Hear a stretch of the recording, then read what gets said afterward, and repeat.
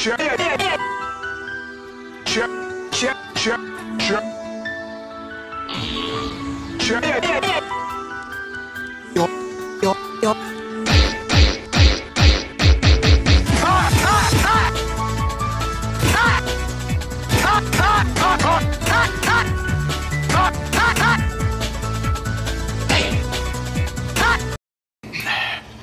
niin, nyt käy persuksiin.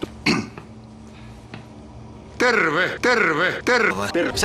Mä olen Pervo Ismo ja tänään mä näytän teille kuinka sen takalistasta paikallistetaan reikä. Tässä mulla on ihan tavallinen ämpäri, jossa on 10 litraa paskaa.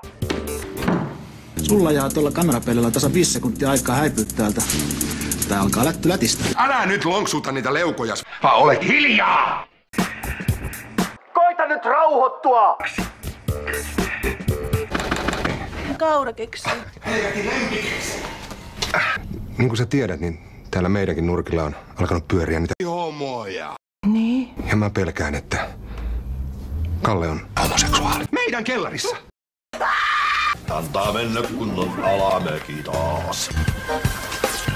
Voi helvetin. Hei! Ismo. Särkyy suksesta side, kaadu ja suksi liuku. Varmaan jo Teneriffalle asti. Faija, Mitä? meillä olisi sulle ilmoitettavaa. Homoja.